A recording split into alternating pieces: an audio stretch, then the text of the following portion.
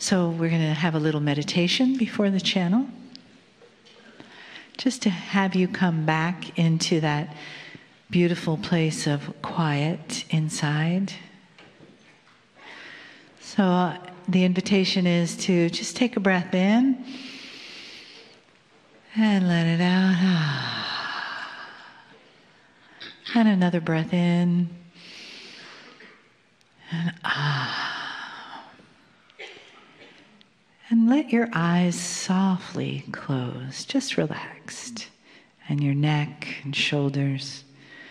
Let the chair support you, hold you in place, like you're sitting on the lap of spirit for the next little bit. And as you breathe, come into that beautiful place in your chest where your heart lives, your friend right there.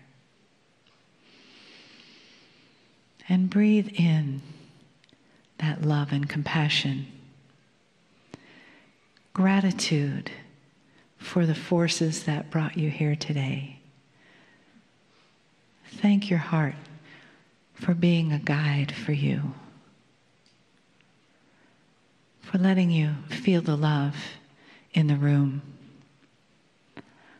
letting you feel the love wash that comes over us in waves from the other side of the veil to say, yes, you're here, you're doing it, thank you. And notice that there's a happiness, there's a joy inside that begins to radiate from that part of you where joy lives, in your mind and in your heart and in your soul. And feel that build into a beautiful cocoon of light around you. And fill that cocoon of light with love. And just hold that around you as a message comes from the honoring and the love of the angelic, beautiful being, Kryon. Greetings, dear ones. I'm Kryon of Magnetic Service. Again, my partner steps aside, and what follows is something that even he did not expect.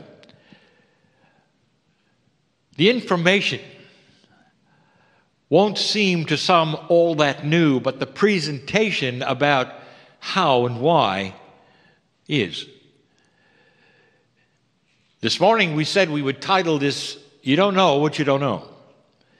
And even that is a circle of syntax. And what it tries to express is this, is that beyond a certain consciousness of knowing, there's a blank, a void. And things that you do not understand or recognize or cannot conceive of are unknowable. And you cannot know them because it's impossible to. Dear ones, this is controversial. The human brain is the only one on the planet, complete with the Pleiadian seeding, that actually examines its own existence. Other consciousnesses do not. But let me give you some examples before we go further. So many humans have lovely, beautiful pets. Perhaps it's a dog or a horse that would have a higher consciousness than perhaps other mammals. Not only that, but both of those mammals might be ingrained in a confluence of love with a human. And they would feel it. But if you take a look at a dog, even the most intelligent They are happy just to be themselves. There is no questioning or perplexity that they're a dog. They don't look beyond themselves and then the consciousness says, why can't I be like my human master? They don't even recognize the human master as being a higher intelligence because they don't know what they don't know. They are satisfied and pleased to be who they are, being the dog that they are, without questioning their existence because they can't. I give you this because it is an example of consciousness that is limited. You see this in the intelligence of other mammals. Sometimes in science, that's measurable. How smart is this animal? And they will measure it with tests. A horse is similar. It is pleased to be a horse. It does not think above itself because it cannot. It does not ponder the existence of the galaxy. It can't. There is no disappointment that it's not more than a horse. It doesn't know what it doesn't know. There is an absolute limit to what it can conceive and the paradigms that it's able to look at and understand. The human being cannot explain the workings of the internal combustion engine to a dog because it doesn't have that conceptual part of it that can be taught those things. There's a limit to what it can know. If you were able to go inside the mind of the dog, it wouldn't know that. It wouldn't know it's limited. It wouldn't know that it can't compute. Not really. There would be a limit on its consciousness that kept it from knowing what it doesn't know or even asking about it. And dear ones, I present all of this to you because that's who you are. There is a limit to what you can conceive, what you can know, or the paradigms that exist in the universe that you don't know and can't know about, because the limit to your consciousness keeps you from understanding. The controversy of this is the intellectual who says, that is not the way. We can intellectualize anything. We can examine our existence. We can talk to God. Therefore, we are the top. No, you're not. And the whole reason for this channel is to tell you that, dear humans, that's what is changing. The evolution of humanity from this point forward is not going to be an evolution where you get taller or literally smarter or even wiser.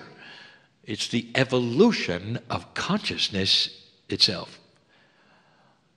Now, this is going to show itself in many ways, and we have even given many channels that became a book. But we're talking about paradigms you don't know about yet. Now, let's stop for a moment and show you this. For the ancients, in their wisdom, recognized this. The ancients that my partner speaks of are the ancient Tibetans, who very early on recognized the powers of numbers. And they, outside of others who had systems as well, developed their own system of numerology. They recognized very quickly the relationship of the numbers to the stars.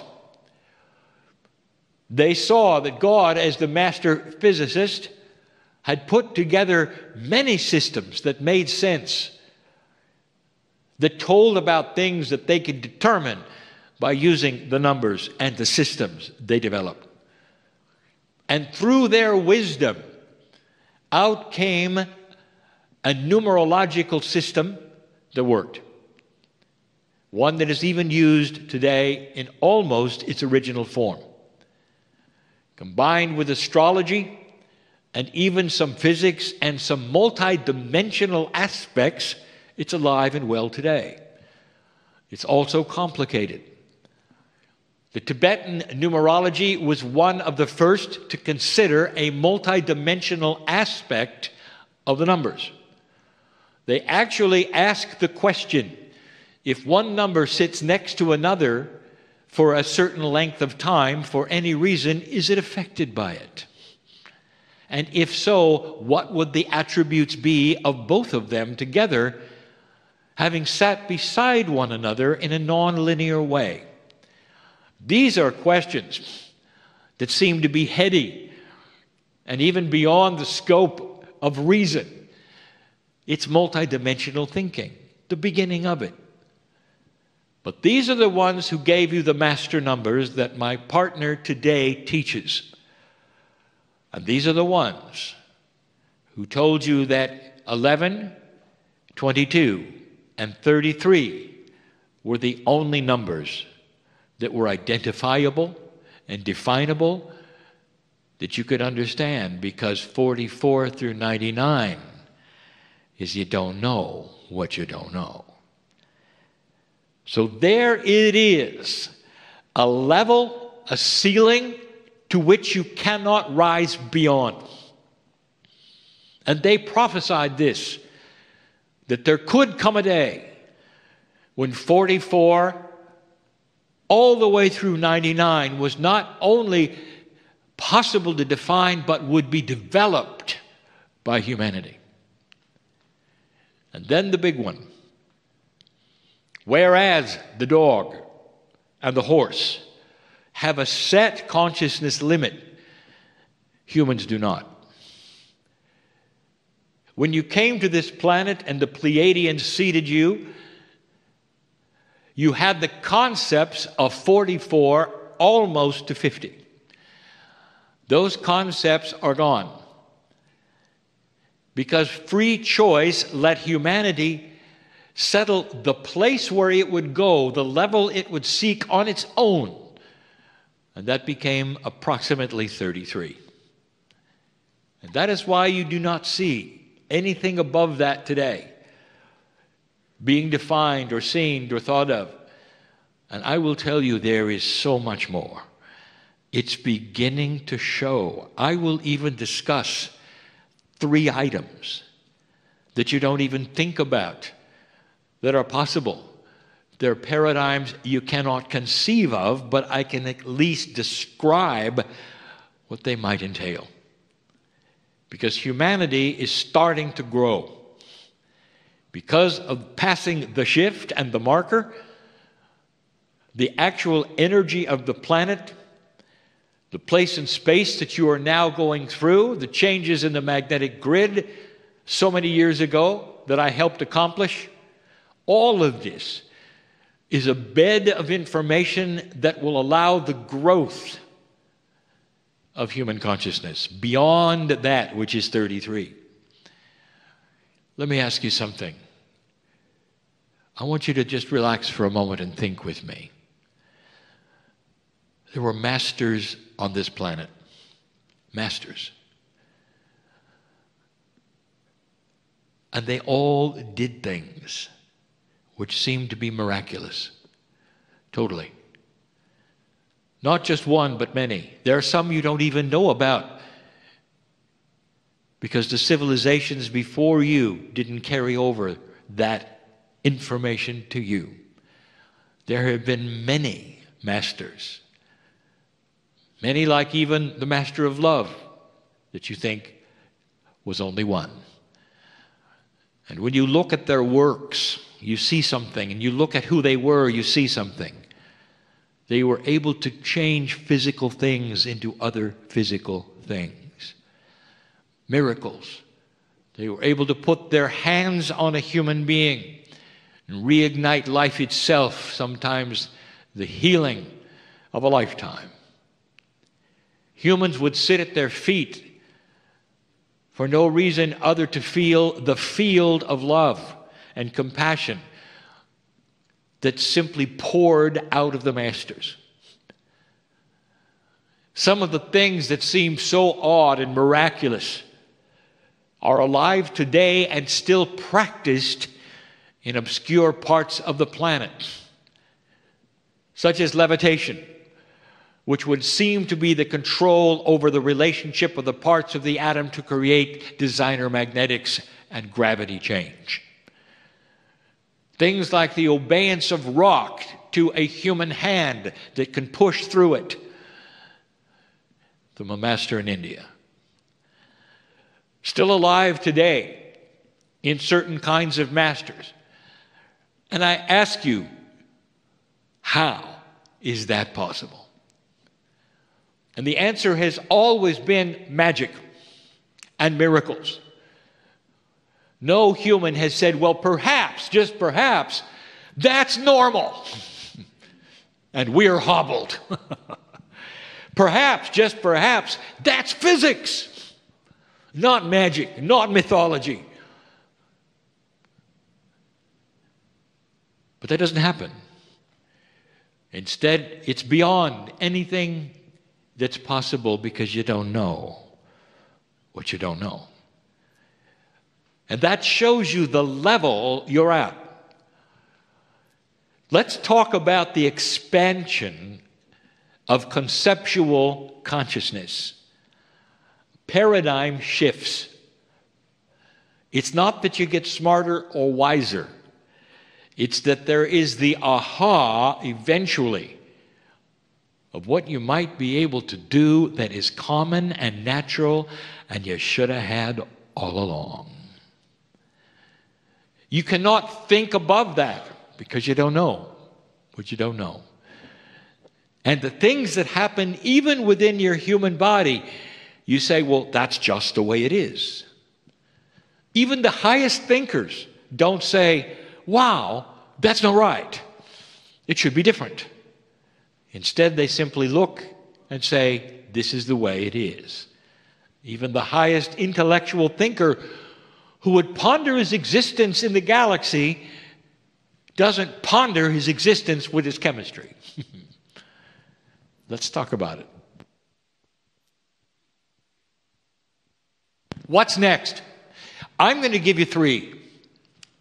Two explainable and one not. And even the ones that are explainable, I don't have the words for the paradigm that they represent. All I have is a description of the result. And the reason I can't do better than that is the same reason a dog cannot ponder his existence in the universe. Some of these things are not ponderable yet, and yet they're coming. They're coming. And some of the basic ones, dear ones, when it's over and this becomes something you recognize and realize, you'll slap your heads and say, why didn't anybody think of this? Because you've gone to a new level and you're going there now. Some of you already beginning the thought of it. Inside the human body, the way it works, there is an acknowledgement that the psyche, the consciousness, the highest brain that is clueless on what's going on inside your body. Example, here comes a virus. Maybe it's a simple cold. Maybe it's something bigger. It invades your body, and the moment the invasion occurs, whether it's respiratory or gastronomic, the immediate reaction is the creation of a body alarm. The body knows they're there. It's designed for that.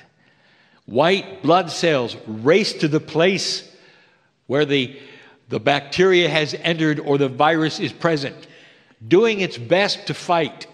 If you were inside your body and you want to linearize these things, you'd have alarm bells going off. The body would know things are happening. What is the human doing at that moment? Whistling along, walking to the store, not aware of any of it. Question. Does that seem right to you? Or does it seem like perhaps there might be some disconnect with something that should have been? Perhaps it's coming. But humans don't think about that. They say, well, the body does this and the consciousness does this. You've done a good job on hiding something you should have had all along. Because you can't think above the idea of a paradigm that they should have been together, and they will be. Now here's what you can't imagine. Here's where it's going. Here's a paradigm that exists in the 44 that someday will become common to all. When the virus starts, you know it. That hiding part of your body called innate, that part that you muscle test to find out what's going on, the part that you use the homeopathy for to signal what to do. Why is it separate from consciousness? Did you ever ask that? And the answer is no. Because you can't think above it, can you? There is not a big element of thought in a building someplace studying that, is there? Since you don't know what you don't know, there is no thought that perhaps, just perhaps, it ought to be a bit higher than it is. The human is the only mammal on the planet that's tunable. That is to say, you can be 33 today, 44 tomorrow, 77 coming. All of the other mammals are born the way they are without the free choice that is spiritual, a choice to know that which is God inside or to touch the face of God. But you do, and you have it, and you are. Tunable, meaning consciousness can come and go, rise and fall. But you pass the marker, dear ones. The first civilization on the planet to go beyond itself into unknown predicted territory. The first civilization to have no predictions for the future, because all of the other ones have fallen flat on the floor because they didn't happen. There'll come a time, number one, where the innate will join with consciousness. And if somebody asks you, how are you doing? You will answer for the innate, because you will have the same exact knowledge of what is going on at the chemical level of your body. If there is a growing cancer, you will know it in the first day. You won't have to wait for something to hurt. Does it make sense to you that you are so disconnected from your own cellular structure? And most humans will say, well, no, I never thought about it. Exactly. But you will. That's the first of three paradigms I want to talk about, that you can't believe or don't think might change, and yet it's the most sensible one. That you would know what your smart body knows. You'd be able to react because you're finely tuned enough to have consciousness know what cellular structure is doing within your own body and work with it accordingly. Can you imagine what a difference that would make in even day-to-day health care, knowing what's going on instantly? Having the cell tell you when a food is not servicing you. Having cellular structure that say, you know, your akash is not supporting the food that you're eating today. Why don't you try the food from the last lifetime? It doesn't feel good, does it? Your innate knows this now, but it's not talking to you. There'll come a day when there will be no innate. There'll simply be you combined. Number two, this gets harder. What if you had a cellular structure that was so vibrant and so connected with nature, with everything that is, with the oneness of all things, that no disease could ever invade. Because disease is low energy, low consciousness, low vibration, and the human at that level would not be. Welcome to 55. You come into a planet with a chemistry that works so high and so well, with extended life, with wisdom to keep it that way on this planet without overpopulating, with knowing how to grow food in ways you never had before that nourishes the body like it never did before, where disease could not attach itself to you because there's a shield called high consciousness, a chemistry that vibrates so high that there's no such thing as cancer or any other thing that takes so many away from you today. Kryon, I think you've gone too far. I don't think that's actually possible. It's magic. Oh, that's because you don't know what you don't know, dear ones. There'll come a day when physics itself will seem to be a plaything.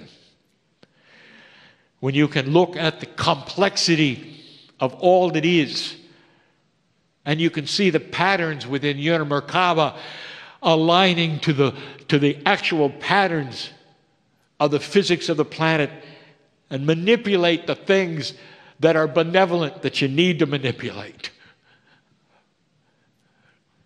You don't understand what I'm talking about, do you? I understand that you don't understand. All right, the final one I gave you the last time I channeled in another city, I did it on purpose. I did it because I wanted to expose you to something that had no meaning to you. I wanted to show you the reaction, and I got it. And the reaction was, Kryon, what are you talking about? I talked about the human soul and a relationship with it that eventually you would have. I called it soul coherence. And because it is so far away from anything that is real to you today, you didn't even understand the concept. I cannot give it to you any clearer today except as I did before. A time when you are so connected to your higher self, you have one foot on the other side of the veil, one foot on this planet. You smile like a master smiles. Welcome to 88. You are part of the planet is part of you. You're part of the sky, it's part of you. Physics is you, you are part of it. You are a master on this planet, and it's normal. If I showed it to you today, you would cower in the corner and say, it's angelic. An angel has entered the room. I would say, no. It's you in the future. You see your face there? Didn't you recognize it? The paradigms start to change. The ones you've learned in metaphysics start to change. They get altered. They get grander. A confusing channel for many, perhaps. But if you get nothing else from this message, get this. This is your future, a potential, based upon what you've done, where it's going, and what others have done before you in your circumstance.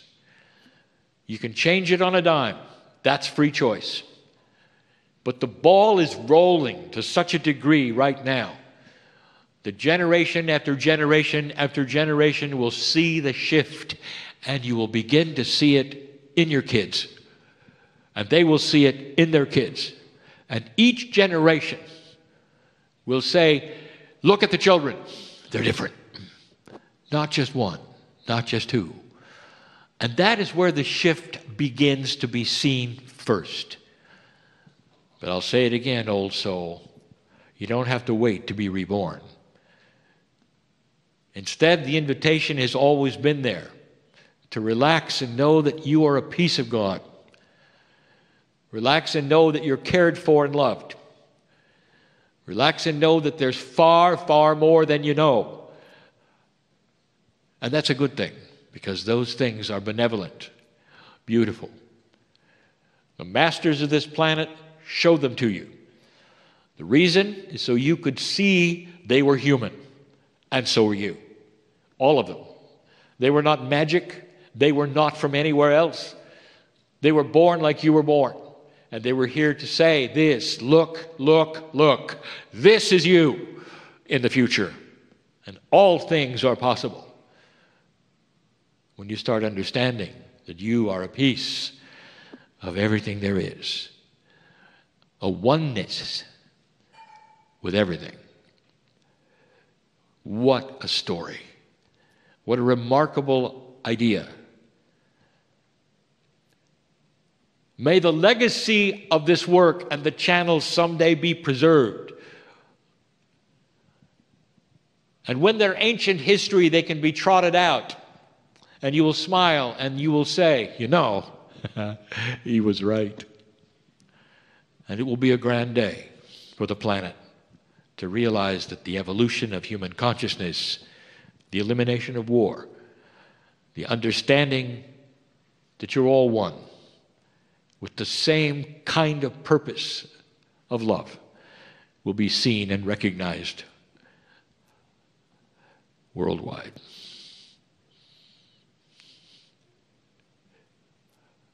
And so it is.